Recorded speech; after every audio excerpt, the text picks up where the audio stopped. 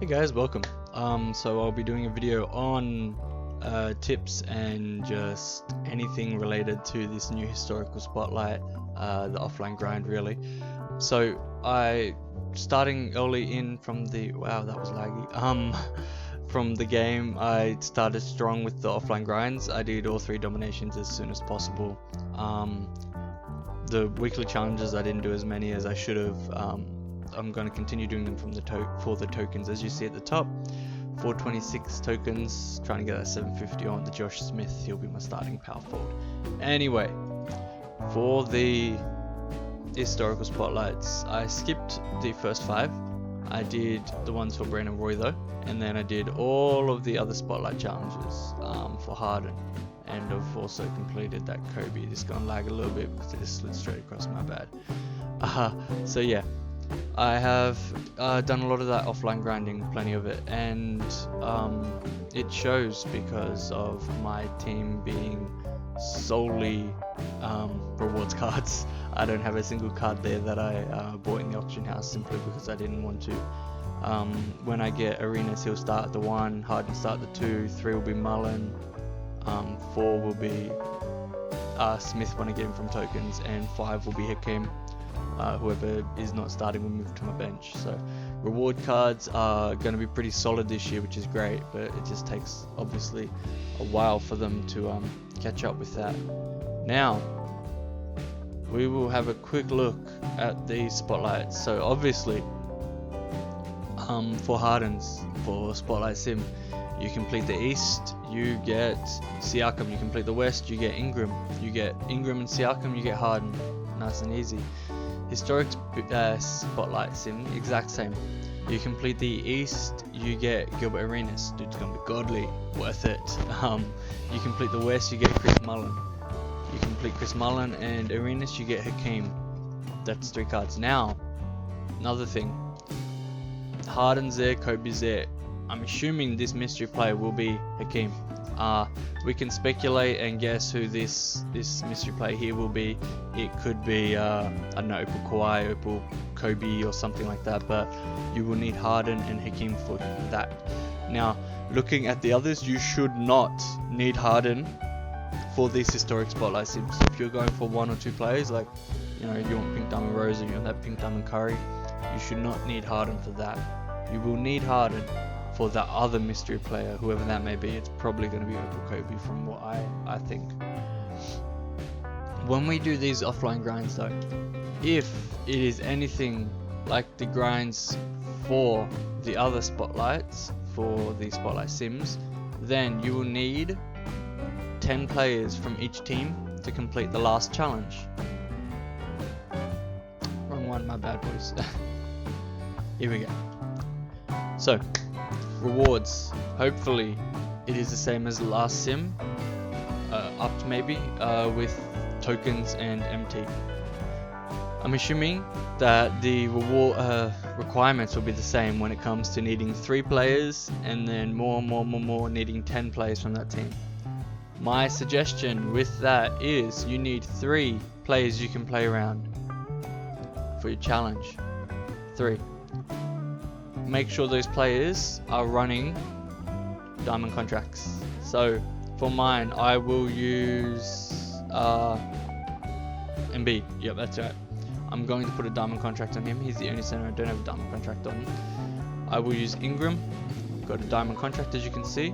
I will use RJ, diamond contract. I will not be using Kobe.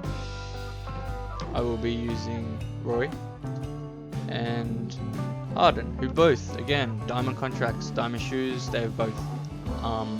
You obviously don't need a diamond shoe, but yeah.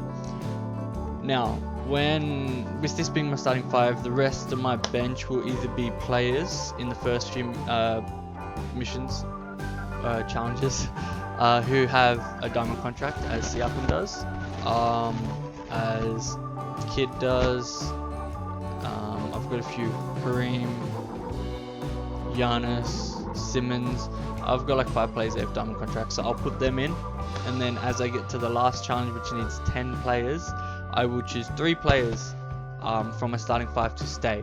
I will remove 2 of them, and I'll put 8 players from the bench as whatever team it is. So if I'm doing the Clippers, I'll use 8 Clippers players, and then I'll chuck 2 Clippers players in on the starting 5, and I'll keep 3 in my main. Odds are I'll be keeping Harden, Roy, and Embiid. A center to take on whoever and guard the paint, and then 2 scorers and perimeter locks. And then I'll just chuck in, I don't know, Kawhi at the 3, and then a low level. Trying to think of who I'd put at the 4. I don't have Blake. That's a shame. It'll probably be just Harold Montrez. But yeah, so important things, guys.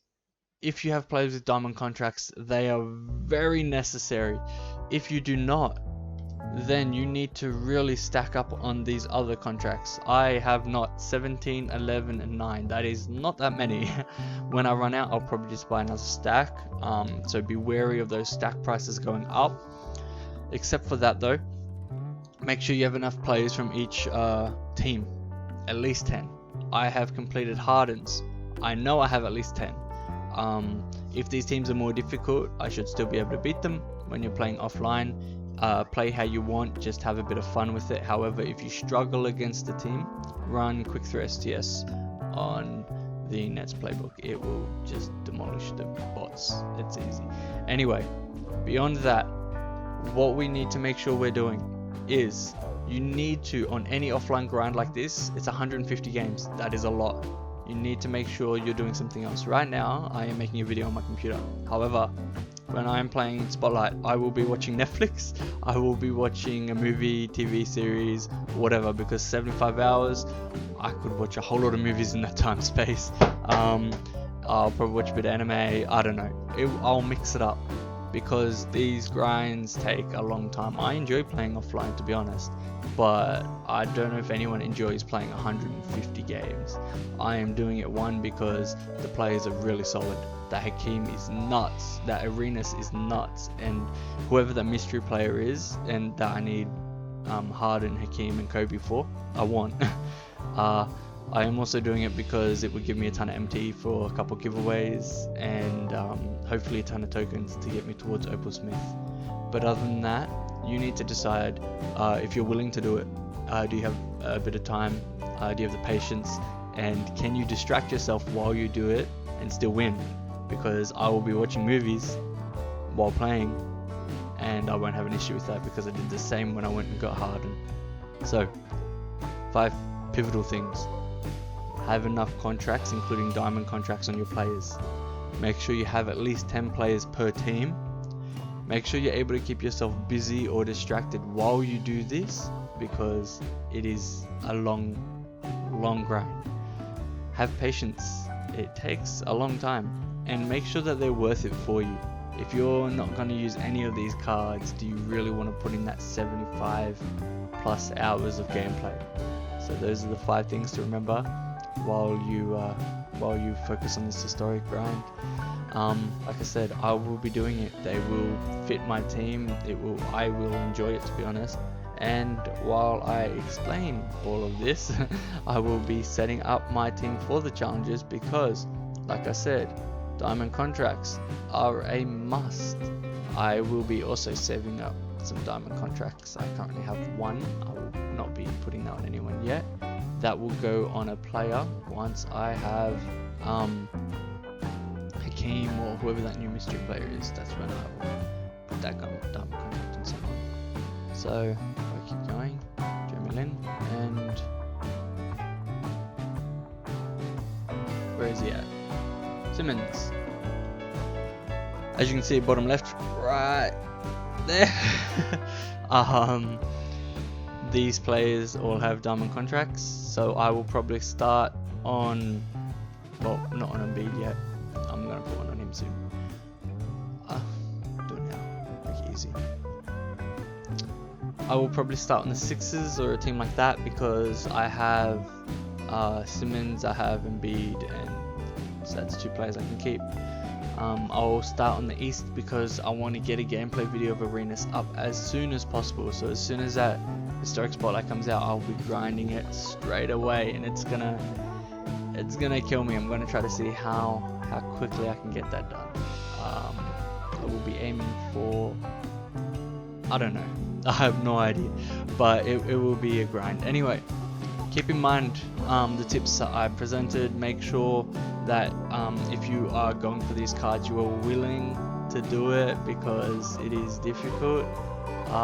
If you enjoy the offline game mode and you won't even use these cards, maybe use the MT, maybe use the tokens, you know, who knows. I will be getting some content for my channel from these challenges, so I'm looking forward to it. Anyway, thanks for tuning in. Catch you guys later.